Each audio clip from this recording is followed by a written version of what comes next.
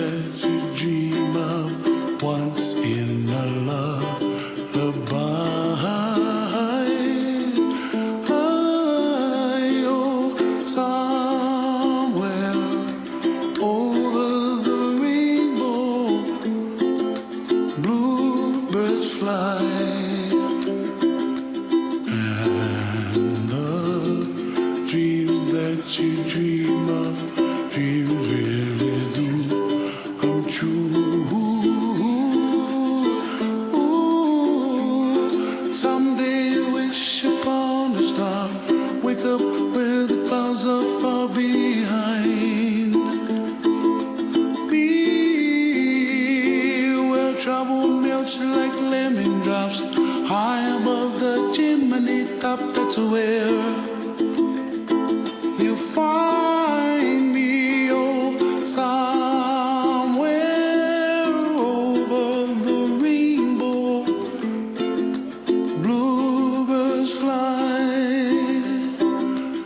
and the dream that you dare to, oh why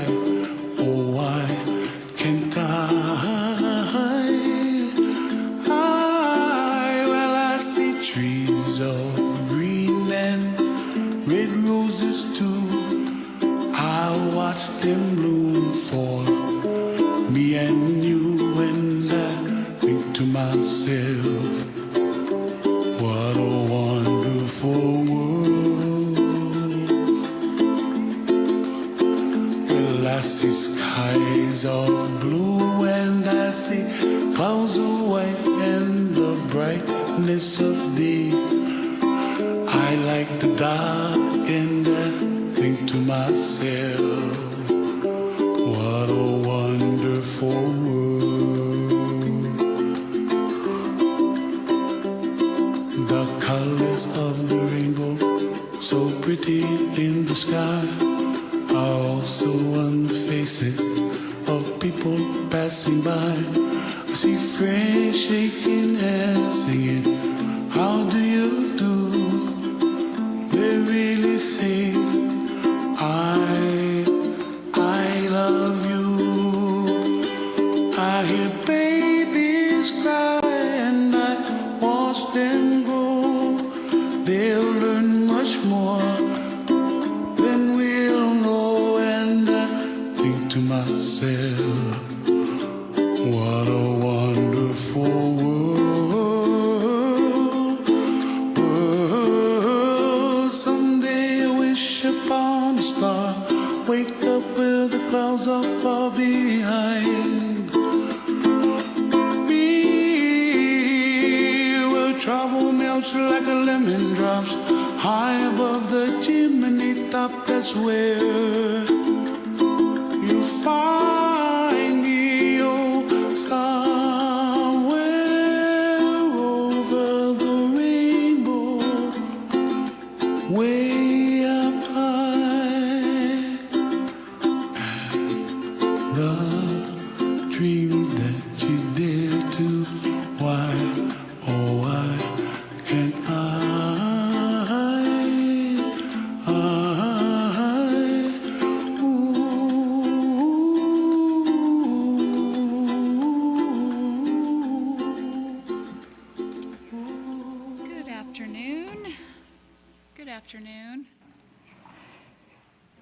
Good afternoon.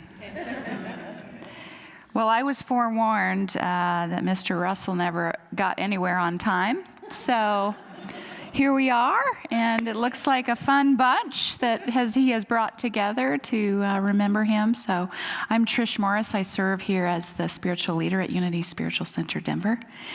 And Paige Anthony is a member here, and I've also, her kids sort of grew up here for even a little bit before I was here. And I've gotten the pleasure of meeting her sister, who I'm kind of in love with now. She's kind of a badass. I've got more on you, Dickie. The jury's still out on you. I'm not sure. He's given me a hard time this morning. So on behalf of the girls and their families and all of you who are his extended family and his friends of the people who he loved the most. I want to welcome you and thank you for being here. I, of course, did not have the pleasure of knowing Dickie personally, but hearing about him, I really wish I would have. Would have been a great time.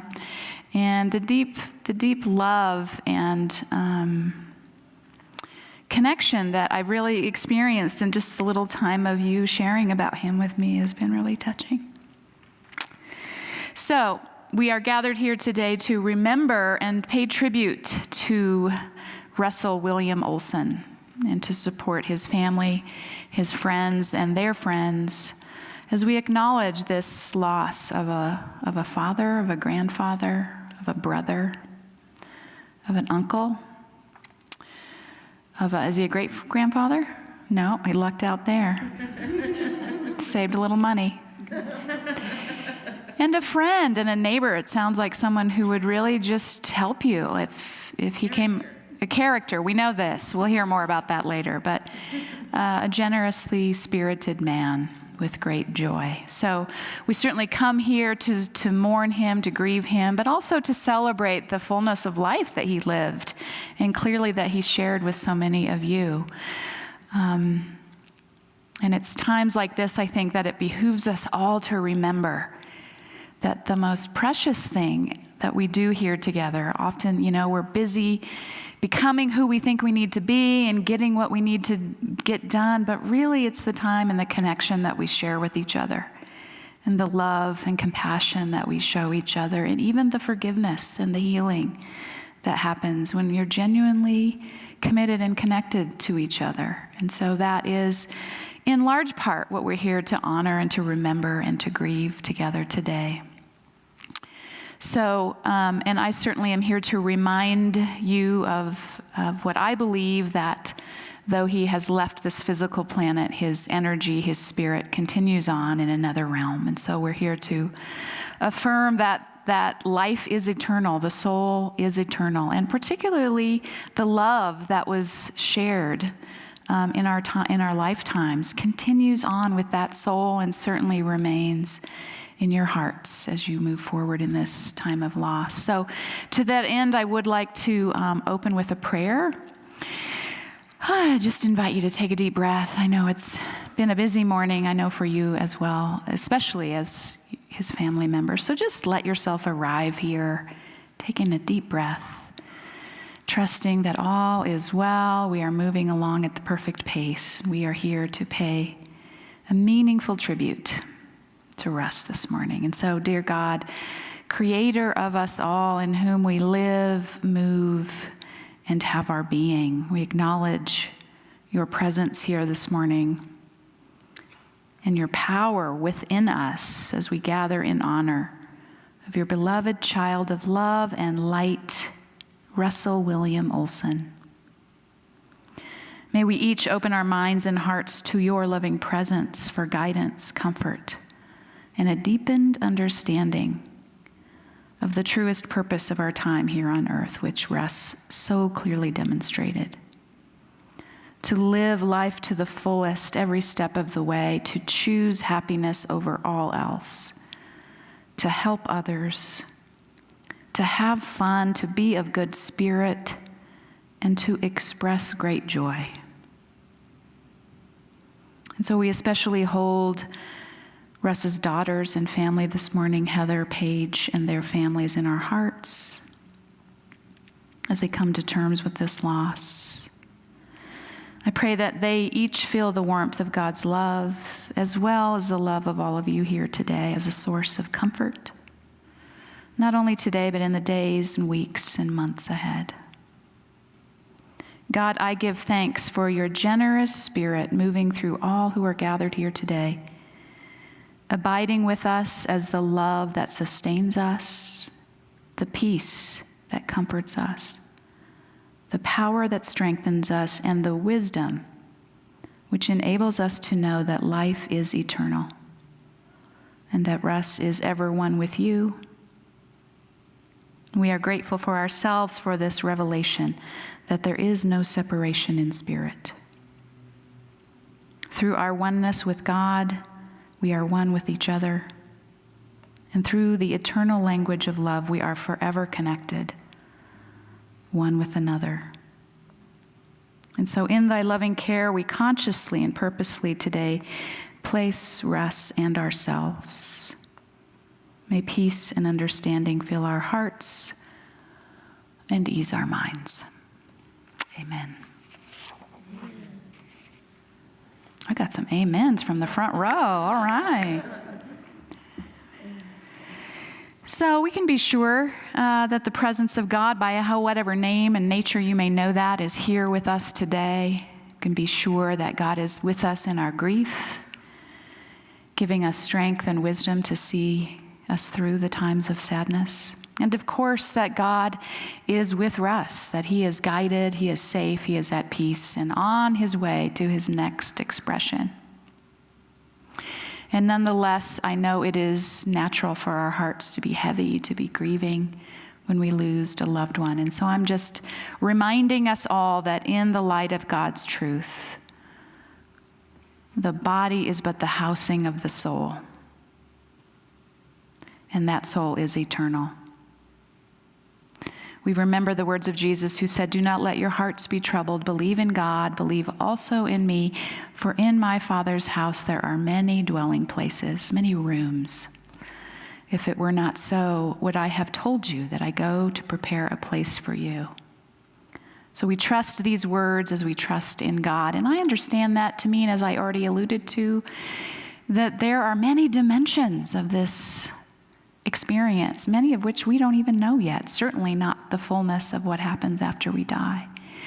But so Russ has entered into that new dimension that we will eventually know for ourselves, but that we are all still connected in sort of that sacred web as God's expression, however and wherever we are.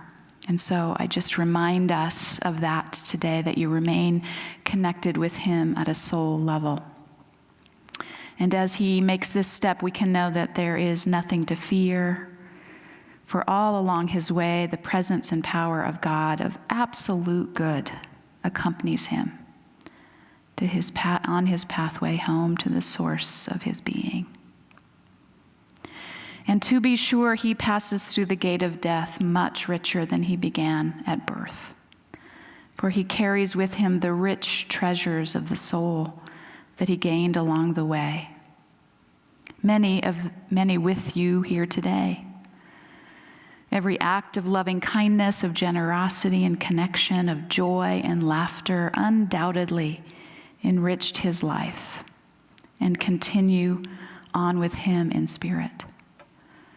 And they remain with all of you as his legacy, where how you live going forward is a testament to what he meant to you and what he taught you and what you shared together.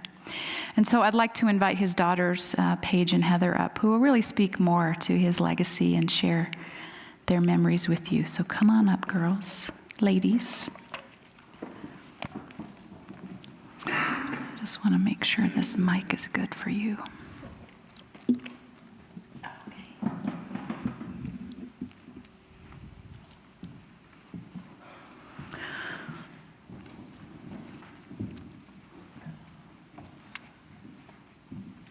Who's going first? My sister. Your sister, okay. Okay, all right. Can you mute my mic, please? Thank you, everyone, for coming today, and we really appreciate the support and love in this room.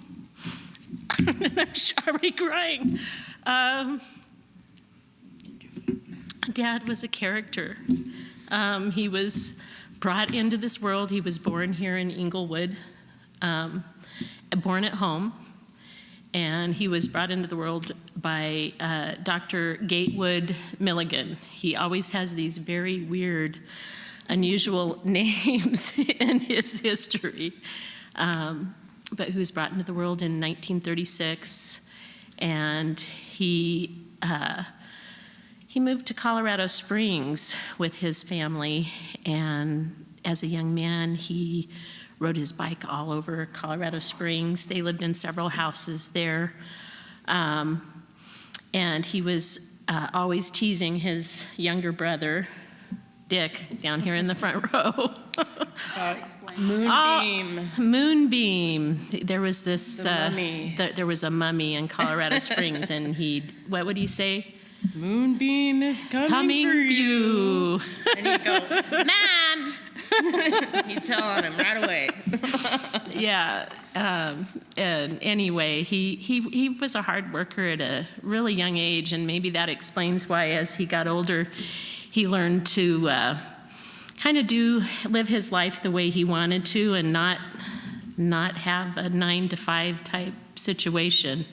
But he had a paper route. He went to the Broadmoor. Actually, he caddied at the Broadmoor, and that was very lucrative for a young man. And everything he approached in life, he had a good time. He kind of had a good time and liked those who were around him to have a good time. And he was such a fun dad.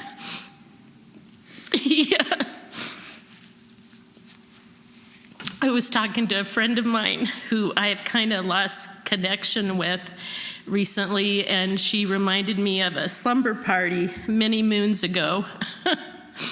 And we got to take over the whole basement and had so much fun. Loud music, lots of dancing. Way too much sugar. Way too much sugar.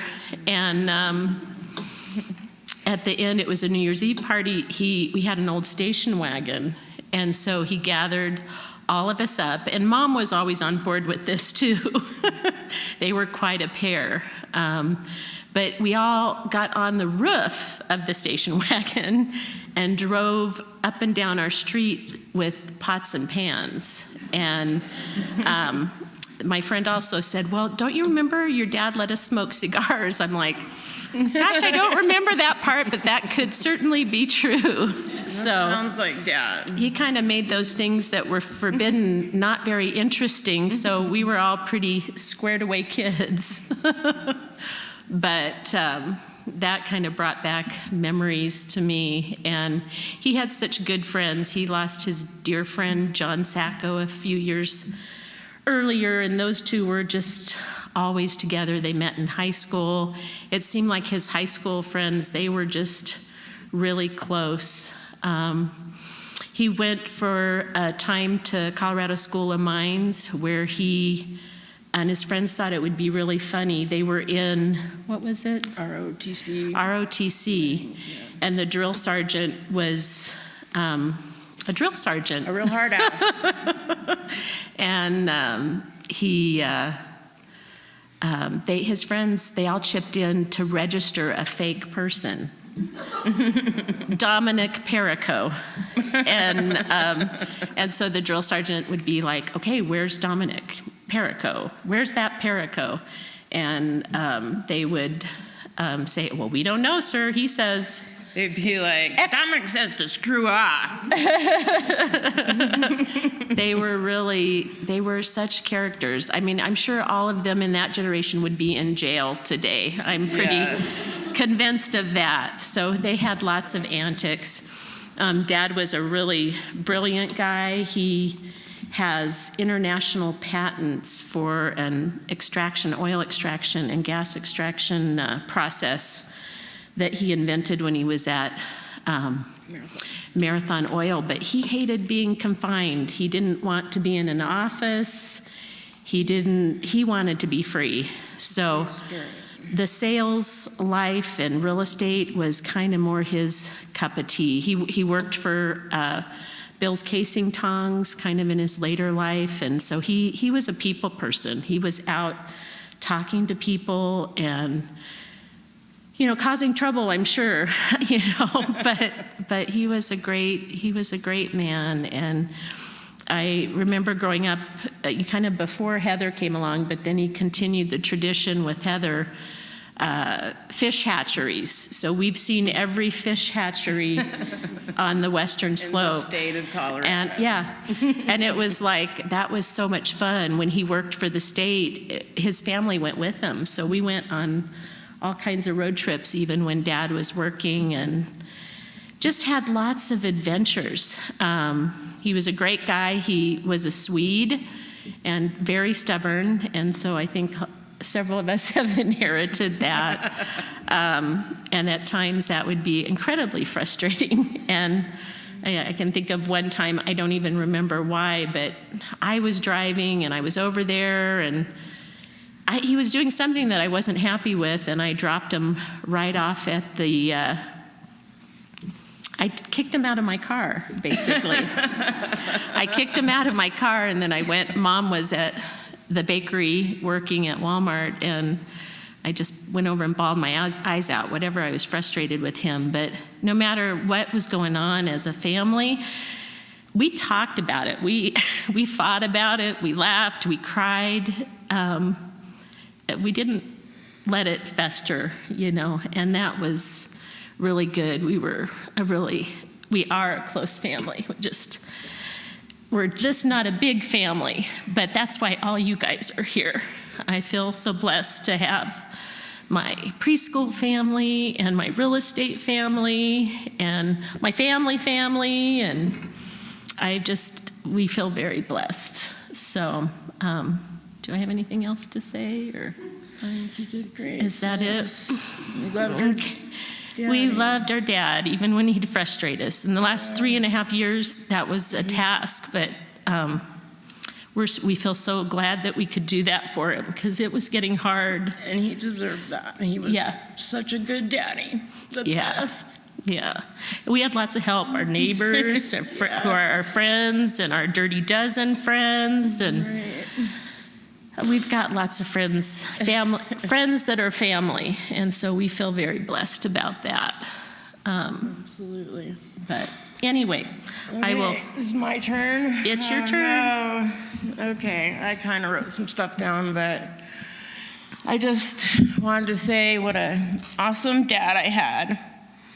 And he encouraged me and told me I could do anything, and he always backed me up no matter what. He'd always tell me, the world's your oyster, kid.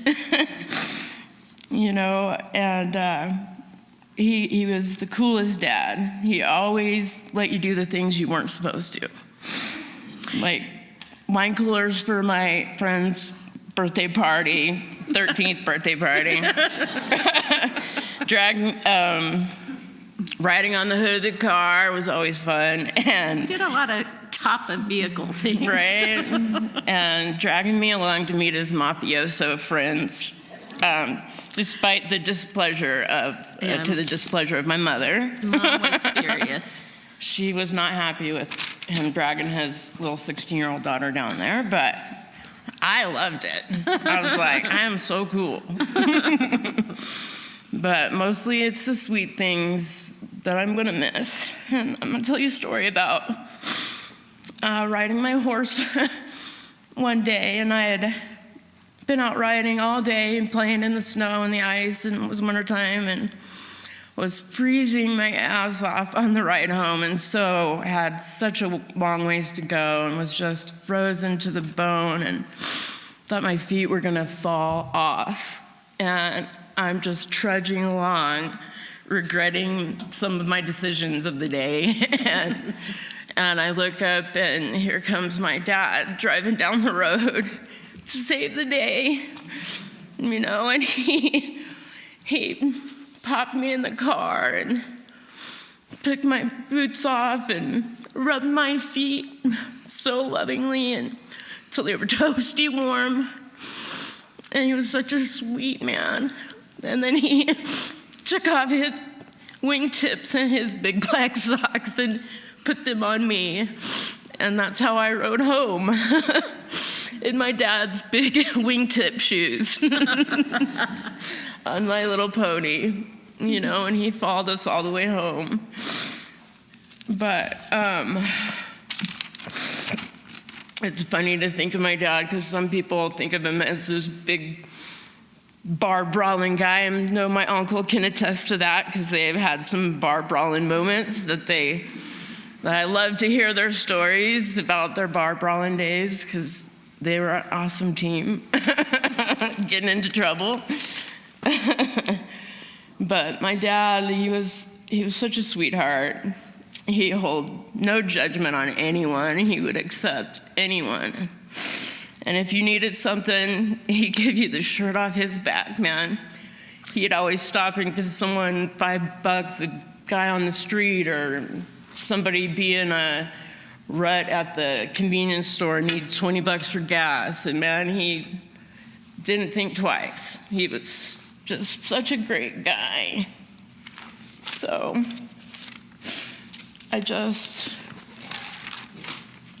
want to say that my daddy was the best daddy in the whole world. And I told him that every night.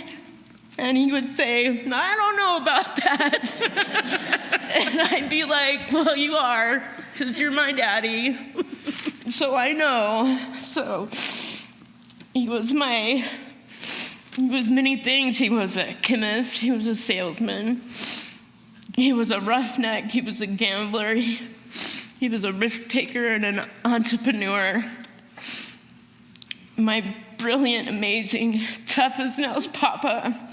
And I'm gonna miss him forever. So Papa, please keep following behind me and I'll keep riding ahead. I'll miss you forever. Love you so much. We love you, Pops. Love you, Papa. I just have one thing I wanted to add. You want to stay up for just a second? Yes. I had to mention that my dad, one time, they went to California. I don't know, he went with my brother Chad. And I don't know what possessed him to do this. It must have been the late 70s. I think So yeah. we were trying to find pictures, but we couldn't. Dad got an afro. And then You got a perm. And then because my brother was there, he got an afro too. And then he came back with Elton John glasses. So I thought he was so cool. He was the chaperone for our junior high dance. And it was like, Elton John's here, you know? That was really cool, you know?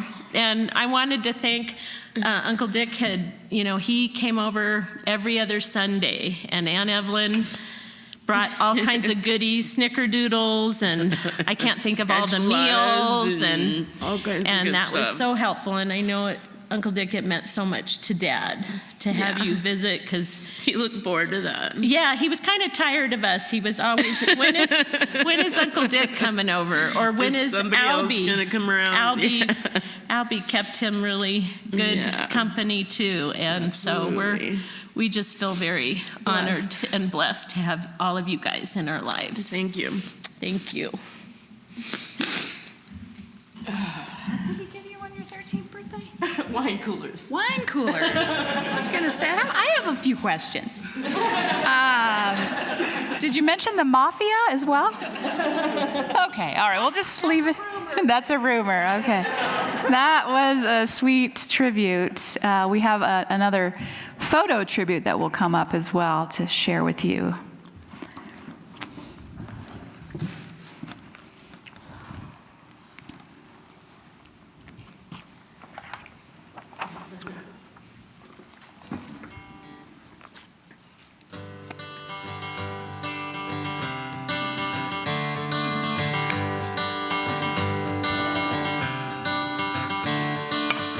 Another turning point, a fork stuck in the road. Time grabs you by the wrist, directs you where to go. So make the best of this test and don't ask why. It's not a question but a lesson learned in time. It's something unpredictable, but in the end is right. I hope you had the time of your life.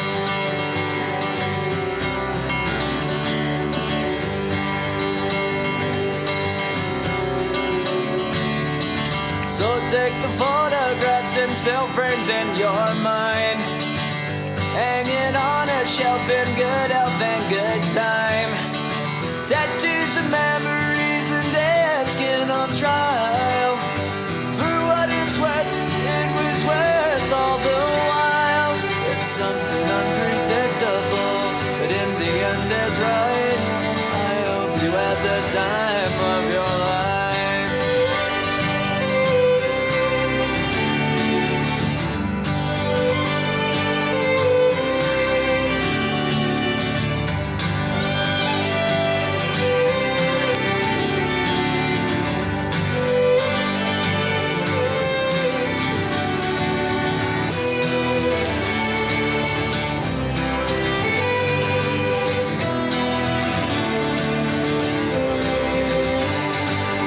something unpredictable, but in the end it's right. I hope you had the time of your life.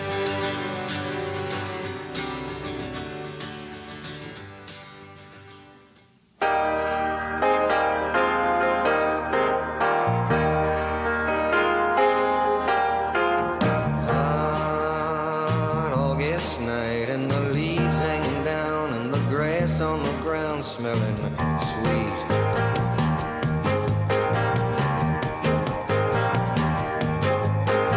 Move up the road to the outside of town and the sound of that good gospel beat. Sits a ragged tent where there ain't no trees, and that gospel group telling you and me it's brother love, say brother love's traveling salvation show. Babies and grab the old ladies and everyone goes, 'cause everyone knows brother love's show.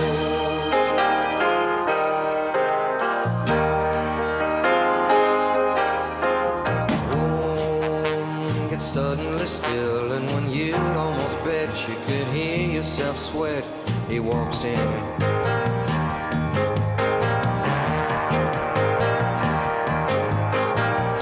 Eyes black as coal, and when he lifts his face, every ear in the place is on him. Starting soft and slow, like a small earthquake, and when he lets go, half the valley shakes. It's brother love's traveling salvation show. Babies and grab the old ladies and everyone goes, 'cause everyone knows about brother love's show. Hallelujah, brothers. Hallelujah. I say brothers. Now you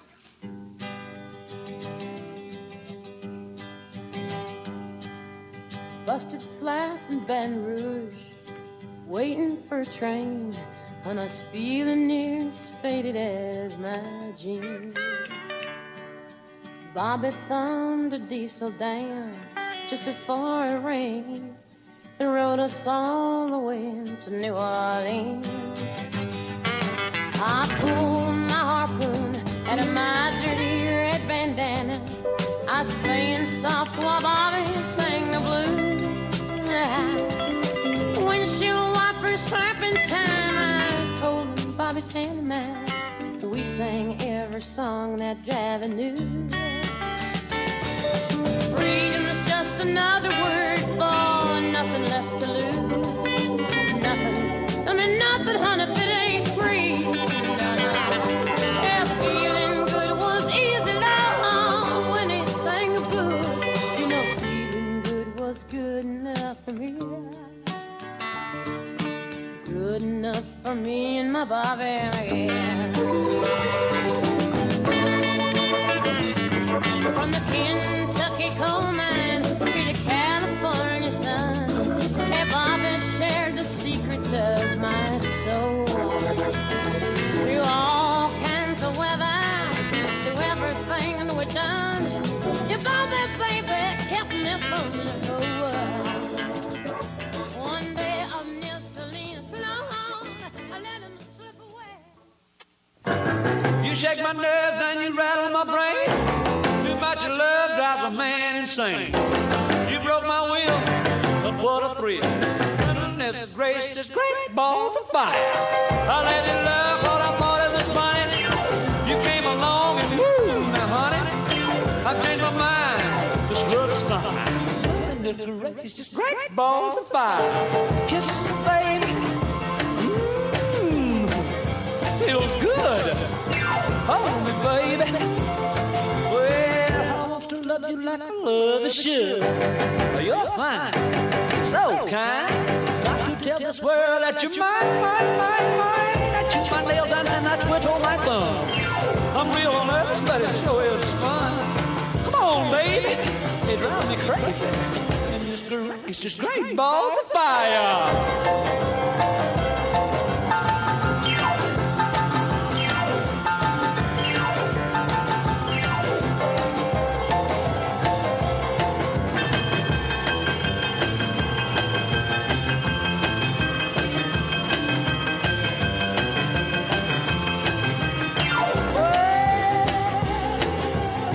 Kiss me, baby. Ooh, feels good.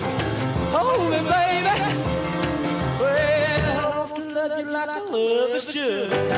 You're fine, so kind. Got to tell this world that you're mine. That you're mine. Like quit on my thumb. Real nervous about it, show is fun. Come on, baby. Drive me crazy. Goodness gracious, great balls of fire.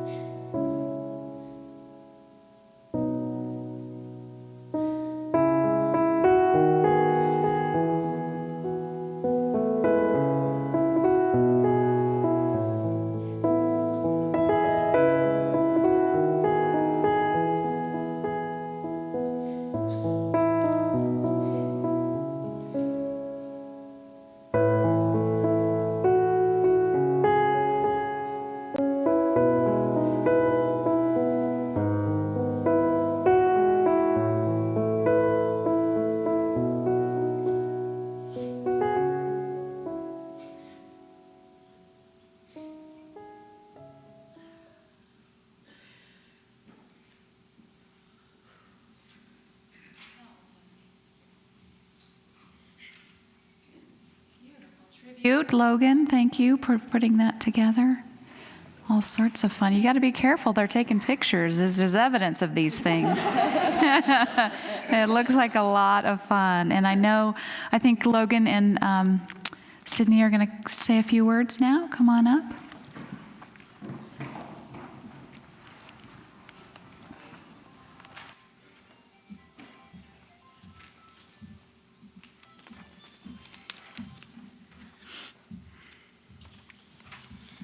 Hello, everybody.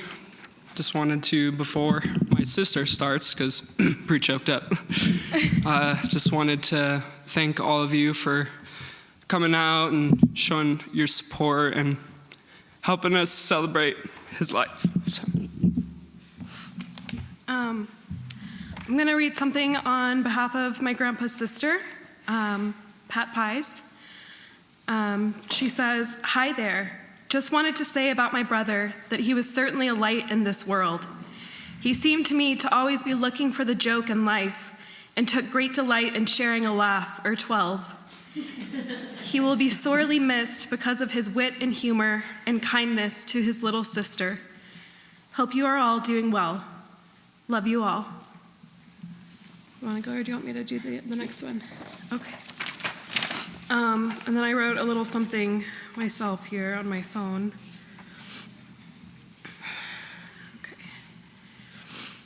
Since I can remember, my grandpa called me Miss Sydney Elizabeth Anthony.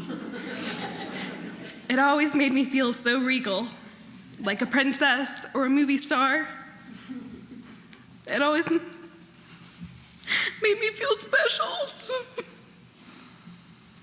My grandpa was really good at that, making people feel special, helping people to realize they mattered. He was a kind person, always more than willing to help people, especially those down on their luck. My grandpa was a lot of wonderful things. He was most certainly a character. I truly believe that he should have been an actor. He certainly had a flair for the dramatics. I have him to thank for my love of theater and film.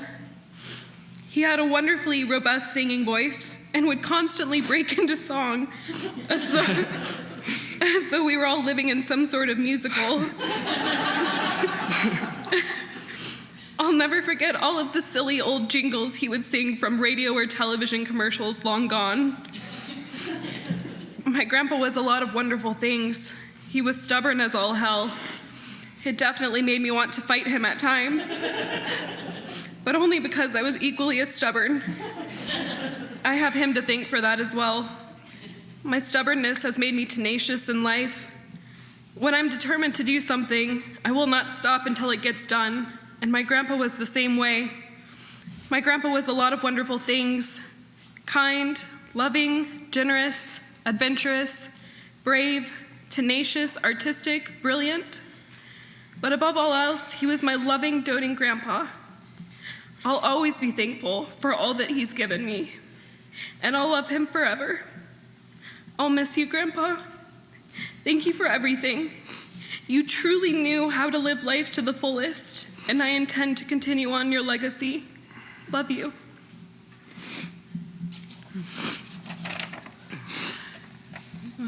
Yep. So glad I put that macho picture to the sad music. I needed that, or I would have been a blubbery mess. Okay, before I say any words, I just wanted to say a quick few words and a story from my grandpa's little brother, Dick Olson, which I'd like to read now. So, first of all, I'd like to thank Paige, Heather, and the family for taking care of my brother through all these years. My brother was 5 years older than me, and he loved to scare me. One time, my parents went over to Uncle Dave's house to argue politics. Our dad was a Democrat, and Uncle Dave was a Republican. It was Rusty's turn to do the dishes, and what he would do was turn off the breaker so there wasn't any electricity in the house. Kind of sounds like a joker, like a couple other people I know. Then he would proceed to scratch on the screens and scare me until he would make me do the dishes. That's a pretty good story. Another time, we went to a movie downtown, and our mom would give us a dime to go to the movie. The movie was 9 cents. We saw the movie called The Mummy's Ghost. Oh, I think we heard a little bit of a sneak peek about this earlier, which was very scary. Then we rode the bus home, and it was very dark out. We had to walk up a road to get to our house. When we were walking back, he would act like he was the mummy, dragging his foot like the mummy, which scared the pants off me, literally. I was only about 8 years old. There are a lot of good memories I had with my brother. He always supported me in everything I did. I will totally miss him. I loved my brother. And I can only attest to what I personally witnessed as far as the strong bond and love that my grandfather had for his little brother and siblings and everyone else. Yeah, if I were to say one thing about him is he just, I need those tissues. He had such a huge heart, he really did, and especially, you could tell because he was an animal person. And he loved his animals and all of us, and he treated everybody with such kindness.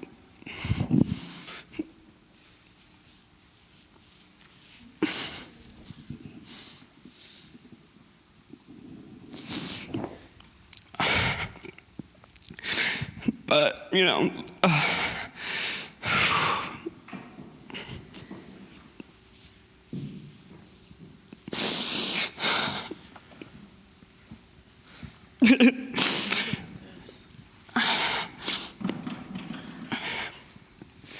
anyways. He was an awesome guy, and he loved his grandchildren.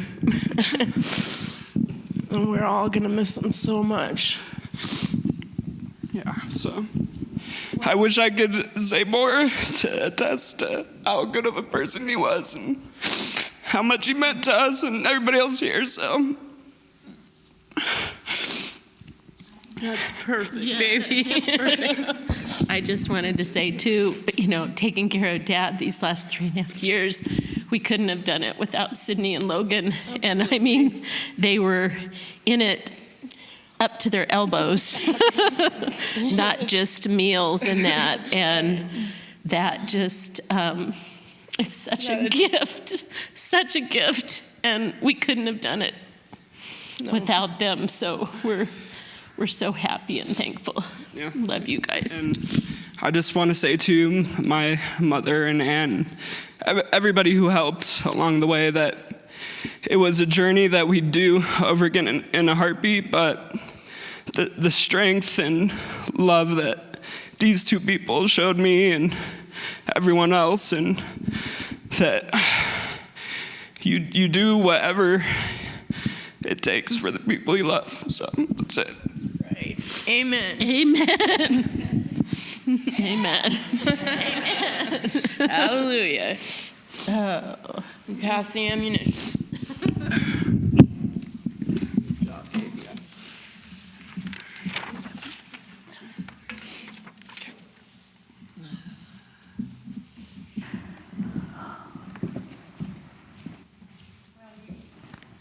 Is my mic on? Yes. This is an extension of the depth of love that I have felt. You know, I haven't talked a lot with you, Logan, but you've been so willing to put all the pictures together. And so sometimes, you know, words don't do love justice. And I also am reminded, for those of you who might have older parents or be older yourself, it's hard work, and it can make you feel a little bit, from my own experience, crazy sometimes and exhausted and like you're not doing it right. But you know, as you said, you do the best you can and you take care of each other, and I think that your family has really demonstrated that. And I have no doubt who planted that seed for you all is who we are celebrating today, and no doubt your mother as well. Yeah. So thank you for sharing that with us, Logan and Sydney. And now we have another video tribute from Jill, is his sister, correct? Nope. She's a family friend. Family friend, excuse me. She was not able to be here, so she sent this video to share.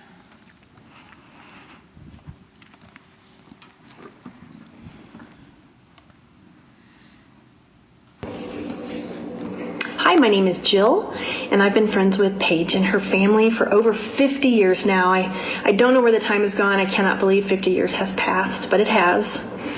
And unfortunately, I cannot be with you all in person this afternoon, and so I'd like just to share a few words with you via video. So please bear with me while I read some of my thoughts that I had written down.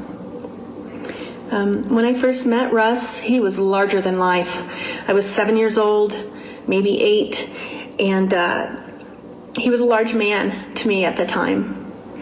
And when he laughed, he was almost like a giant teddy bear. His eyes would get really squinty, and a smile would spread across his face, and he'd laugh out loud. And Russ enjoyed laughing. He enjoyed having a great time, and he wanted to make sure everyone around him was having a good time as well. He always seemed to be amused by our girly antics when Paige and I would have sleepovers, or slumber parties as we used to call them, at her house, which included way too much sugar, obnoxious music and crazy ass dancing. And luckily we were in the basement at the time, because if we were on the next floor above, I'm afraid we would shake the house to its core. He encouraged his kids to be happy. He always just wanted them to be happy. And he always wanted them to not take life too seriously. And not take themselves too seriously. And still to this day, that mantra sticks with Paige especially. And she reminds me, Jill, don't take yourself too seriously. Don't take life too seriously. As a young person, it seemed easy for me to get down or get depressed or get stressed out or put too much pressure on myself. And it was nice to be able to be around their family and know that they accepted you as you were, accepted you as you are, and they didn't want you to take life too seriously.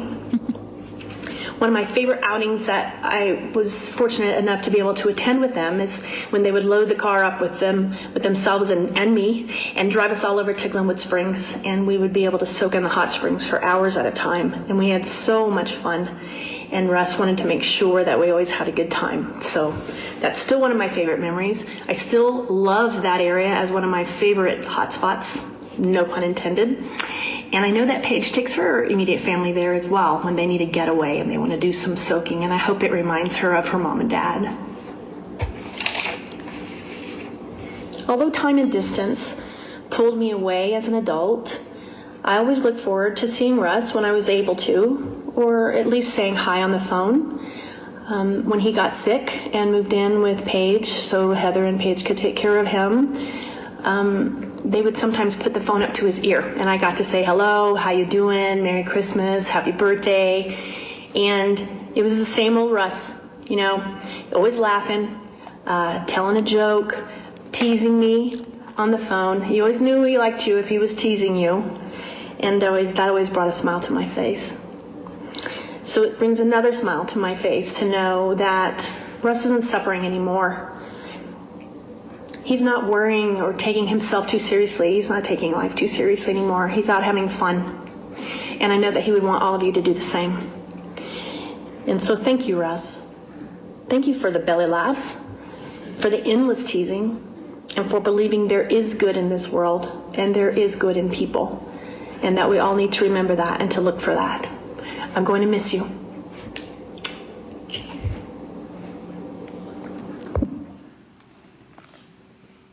She didn't mention the wine coolers. That was mine. Oh, that was, okay. That was the next generation.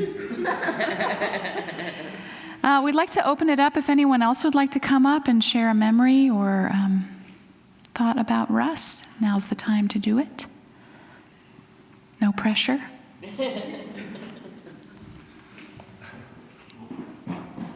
For a minute, Paige was wondering if maybe it would just help to have someone break the ice, so. Ah. Sure. Yeah, I'm Mark. I'm Paige's brother-in-law. Sydney Logan's. You can stand in front of the mic for the live stream audience. Yes. Thank you, Get sir. in the right position here. So yeah, it's actually been many, a number of years since I've gotten to see Russ. Of course, I've been hearing about him from the amazing efforts of all these people and kindness and love, taking care of Russ and having him be part of their daily lives. But, I certainly remember Russ very vividly, and this is really the man that I really remember when I was younger and first meeting him, and just the wonderful stories that he could tell, and, he was just so much fun to talk to. And he could talk to anyone, and that's what everyone was saying, and that's what I remember. I remember one Thanksgiving, I came down to your house, Paige. I was in college, and I brought one of my college friends who she wasn't going home to see her family, and she didn't really have anywhere to go for Thanksgiving. So you all opened up the house, the holiday to her, and she came down, and Russ was there, and I remember her and Russ just like talking a bunch. And, on the way back up after Thanksgiving, she was like, that Russ, he's a talker. And then she said, but I had a really great time. And I think that was just it. He could just make anyone feel welcome or feel part of the family or just feel, important. Like he really saw her. He didn't know her, but he really saw her, really took the time to engage with her and make her feel like she was part of the family for Thanksgiving. And that's just the kind of memories I have of Russ, is just someone who was just really a heck of a fun guy to talk to. So it wasn't so bad up here, so I hope other people will come up as well.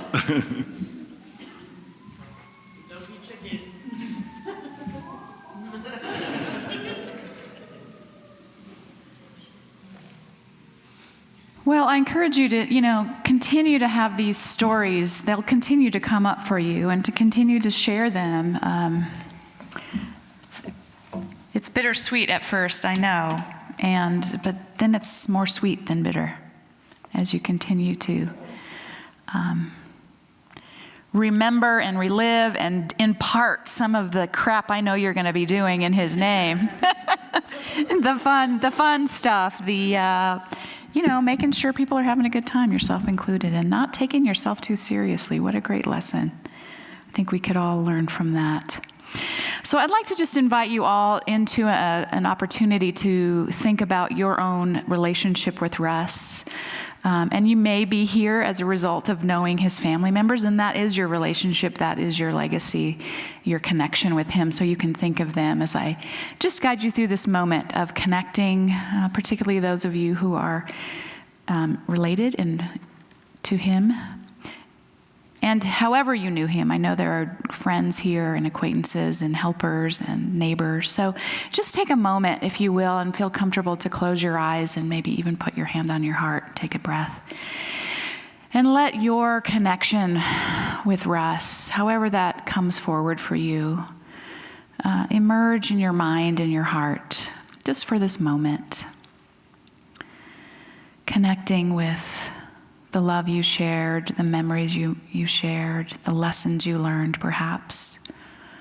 Or again, perhaps the people that you now love and share your life with as a result of Russ. Just taking a moment to think of all the good that your life has resulted in because of your connection with Russ or his family. And as those memories surface in your mind, just become aware of what's behind them, right? That love that you feel in your heart as a result of knowing him or being loved by him, or the love that he showed his family that you are now reaping the benefit of.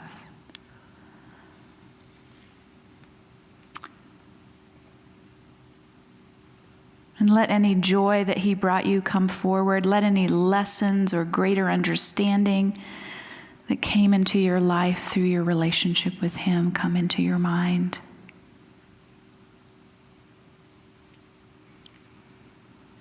And as those feelings and experiences and memories surface, just take a moment in the silence to offer your gratitude.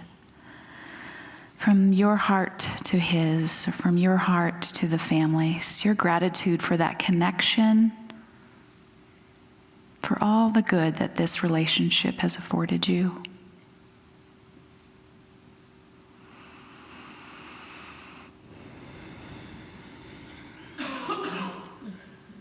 And the truth is that good, that love, that joy now becomes the foundation from which you can go forth and live more fully yourself. And this is the rich, true spiritual legacy that Russ has left with each one of you.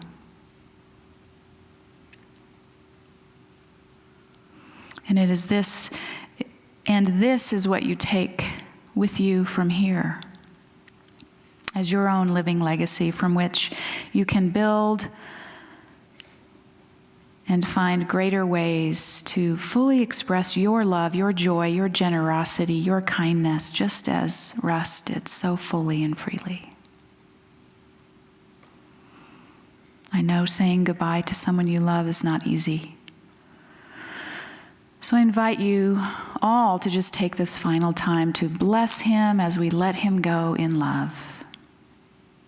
But keep for yourselves the precious memories of life and love that you shared with Russ.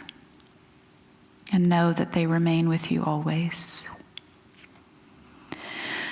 So just take a deep breath and return to this time and space, opening your eyes, and know that you can return to this connection at any time you seek that connection.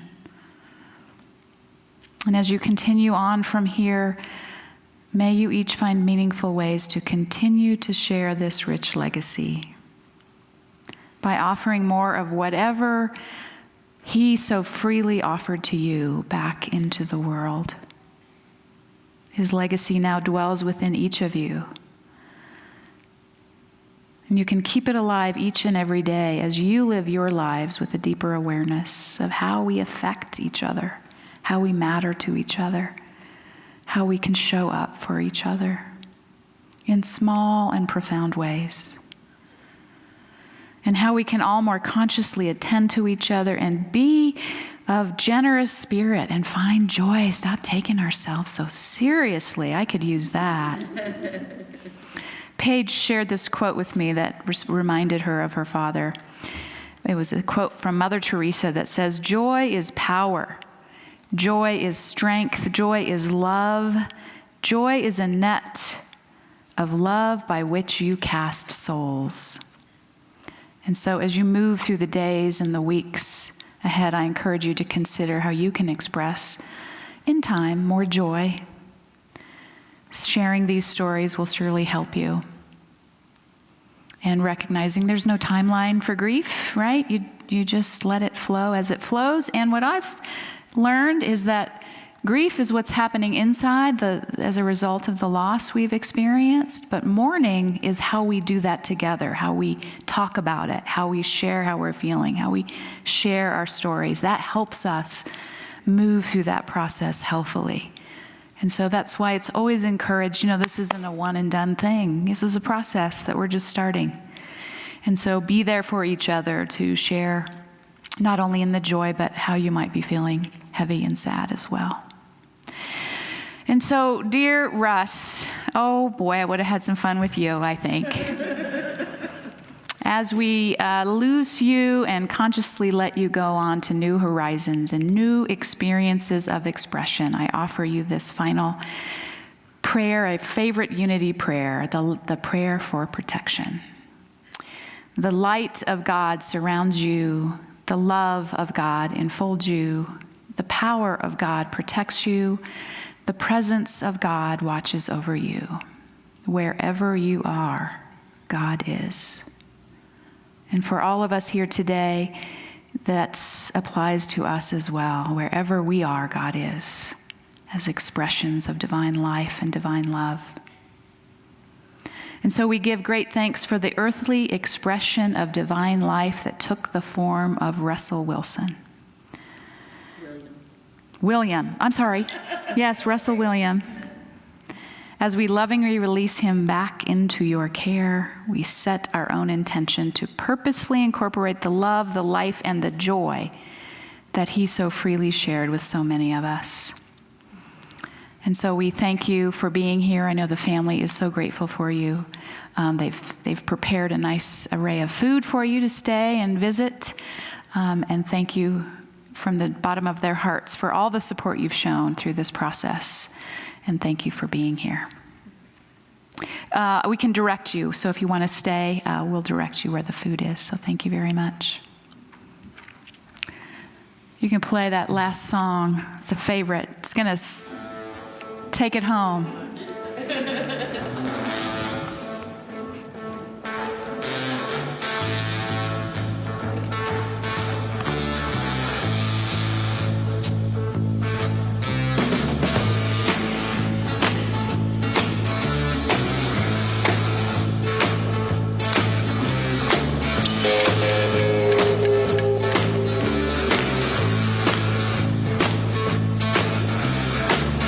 When I die and the name of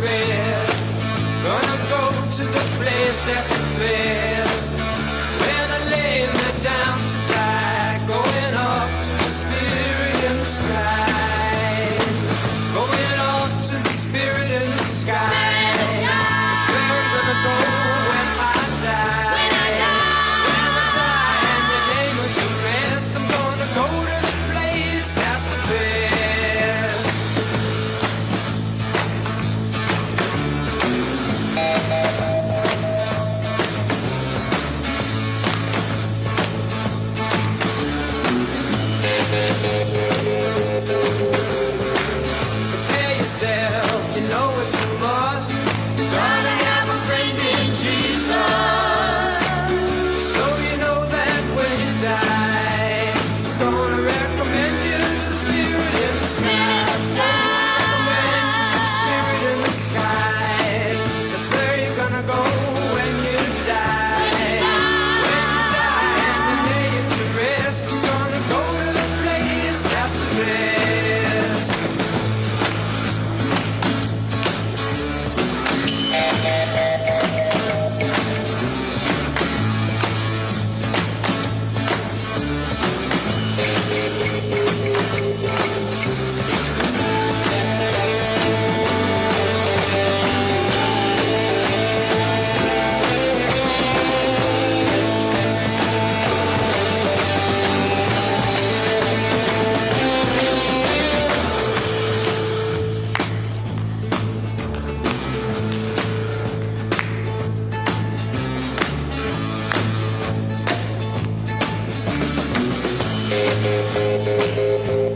Never been a sinner, I never sinned.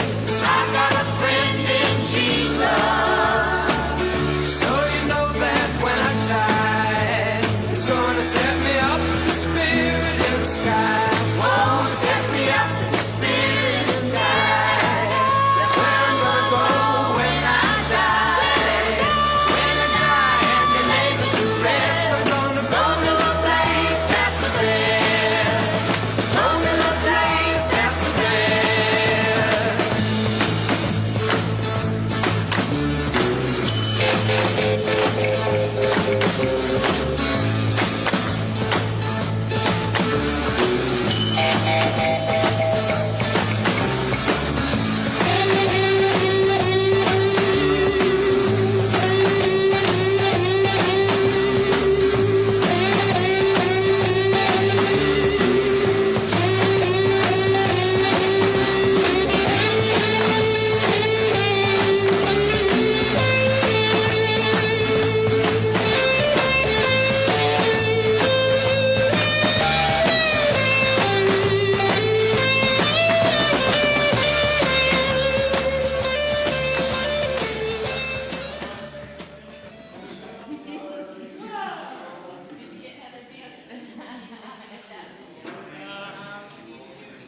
We gotta do it again.